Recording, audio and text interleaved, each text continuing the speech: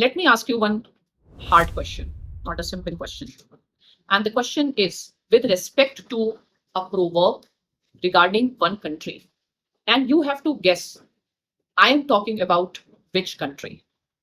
The proverb is, the saying is that after God has created the entire universe, God was really tired, exhausted, and was left with some material. And God has thrown all those leftover pieces on the earth with anger. खुदा का कहर. तो कौन सा है वो देश? Let me tell you. That is Afghanistan. And why should we talk about it? Because Afghanistan is one of the most important countries in the neighborhood from the perspective of India's security. Afghanistan is a country that is almost synonymous with instability, violence, and warfare. For almost all of the past half a century of history, the country has been consumed by a perpetual state of conflict both within and beyond that has sucked in all of the world's superpowers at one time or another, as the chaos within Afghanistan has always found a way to spread. What has been India's policy towards Afghanistan? And what are India's Afghan dilemma? So let me start the reason with which I am taking this talk. What is the fact and the context? The fact is that recently our representative has met the representative of the Taliban government in Afghanistan, which is considered as the first formal diplomatic engagement with Taliban. So, what we are supposed to know here? First of all, what is Taliban? Second thing is, what is the major dilemma of Afghanistan while dealing with Taliban? And what should be India's approach with respect to Afghanistan, considering its importance? So, first of all, what is Taliban? The term Taliban means those who are taking Talim. So, Taliban emerged as a student movement. And who were Talibanis? Let me take you back in the history. Let's talk about the scenario of the Cold War. And let me talk about Afghanistan, the year 1979, when the Russian forces entered into Afghanistan. Why? Of course, the provocation by US and Pakistan working together because they wanted to ouster pro-Russian communist government of Nazibullah from power. And so for 10 years, the Soviet forces remained engaged, and ultimately the faction supported by the Americans and Pakistanis, it was successful in throwing the communist government of Nazibullah out of power. So at that point of time, the group which was protected and supported by CIA and ISI was known as Mujahideens, the religious fighters. US has used the card of religion against the communist government. Now, because of this upheaval and the civil war, there was the influx of Afghan refugees. Many came to India, many came to Pakistan also.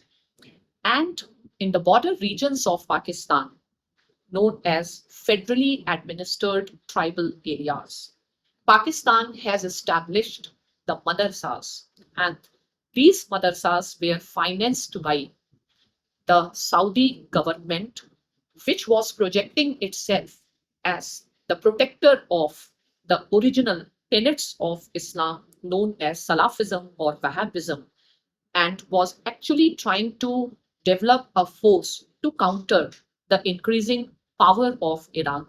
But here, Pakistan found an opportunity that Pakistan can use this force against its enemy, that is India.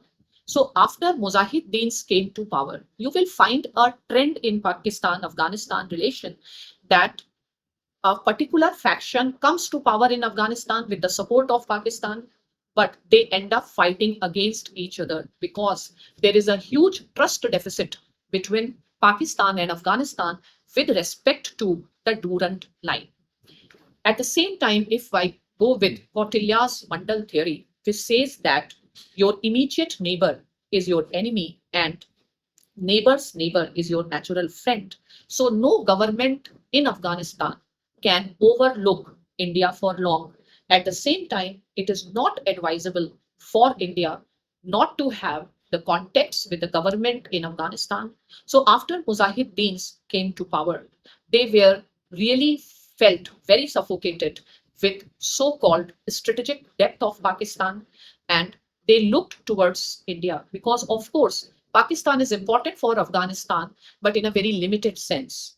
But with India, there are broad areas where Afghanistan and India can work together. So Pakistan is needed by Afghans or the faction of Afghans to come to power.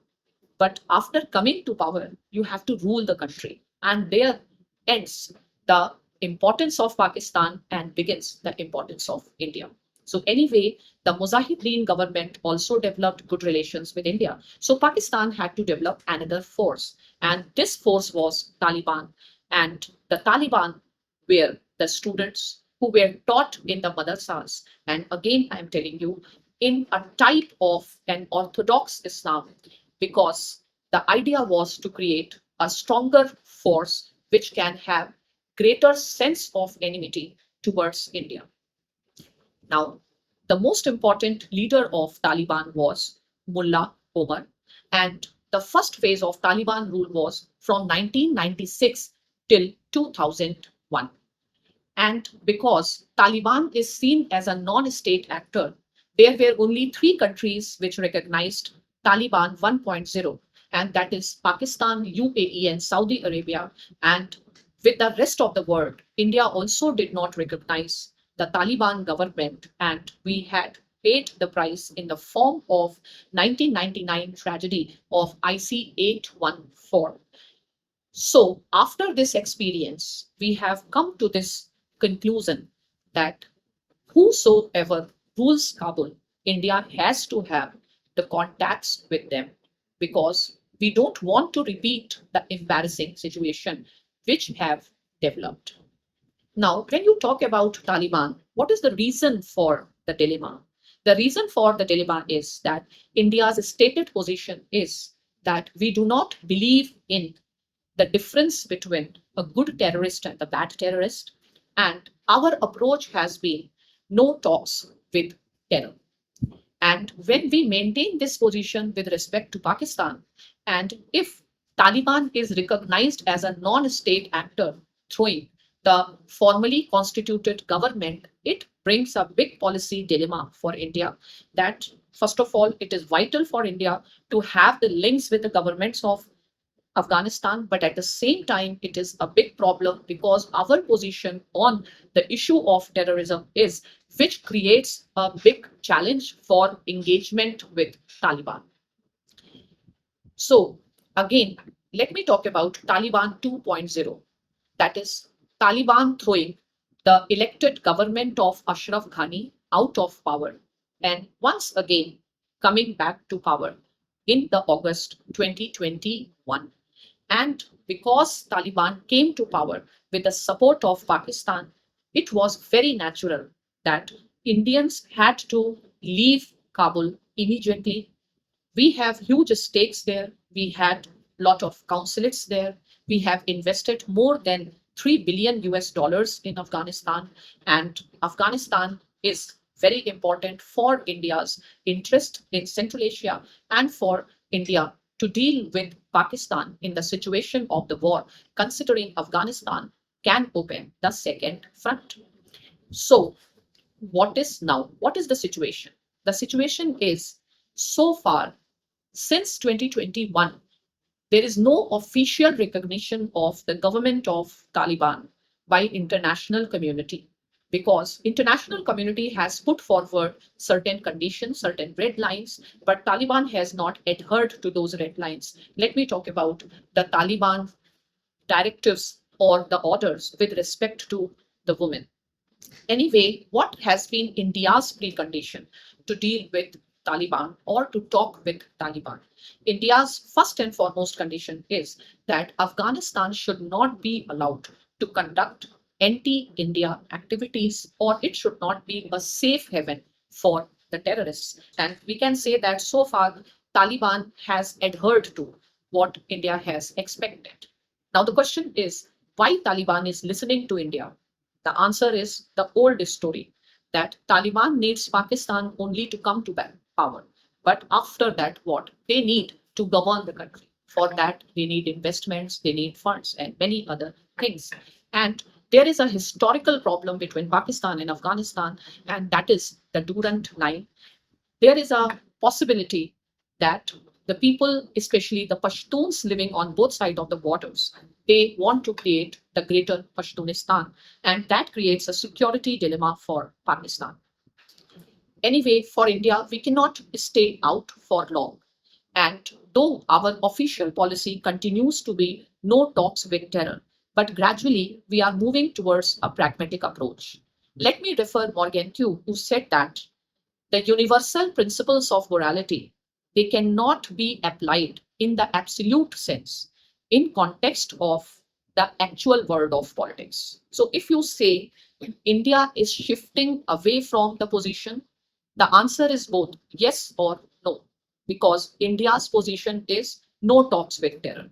But at the same time, if you understand, can we apply our position in an absolute sense? The answer is no, because contexts change and every country has to contextualize its policy. And this is the light in which we should see the current engagement between India and Afghanistan. That even if we maintain our stand of no talks with terror, yet we cannot be absolutely idealistic and we have to take a pragmatic approach. So, India's policy towards Afghanistan is primarily guided by the vision of a humanitarian approach. So, we believe that Afghan people are the biggest assets of India, and it is a place where India should primarily pursue its soft power.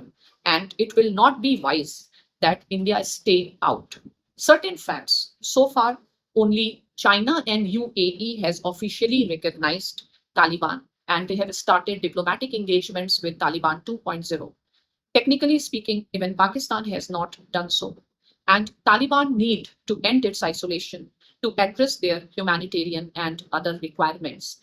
And now it is India's turn, because India's decision on the question will impact the policies of many other countries. So India has to have a tough calculation, because on one side is its advocacy for no difference in good terrorist and the bad terrorist. On the other hand, the compulsions of national security demands India should remain in talks with whosoever rule the Kabul, and of course, between the absolute idealism, the national interest will have the precedence, and this is the light in which we should see the current round of engagement. And I believe that in time to come, we will be further enlarging our engagement with Taliban.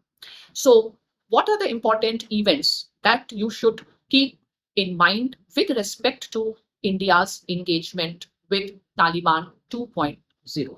So, the first time India started engaging with Taliban, means shifting with its policy of absolute approach, was in the year 2018 in the Moscow format, when India has sent its two representatives in the non-official capacity. The two representatives were former Ambassador Amar Sinha and TCA Raghavan. Now, in the year 2020, when Doha talks were happening, this was the first occasion when India's foreign minister participated in the talks via video link. In 2021 August, after Taliban's takeover of Kabul, India's representative in Qatar, Deepak Mittal, met the Taliban leader Sheikh Mohammed Abbas Istirakzai, so that our people stranded in the embassy could have safe exit. 2022 is the year when India started its formal diplomatic initiatives.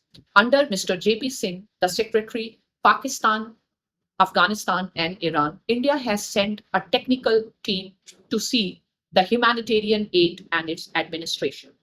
And in March 2024, Mr. J.P. Singh again visited Afghanistan and they talked about Chabahar.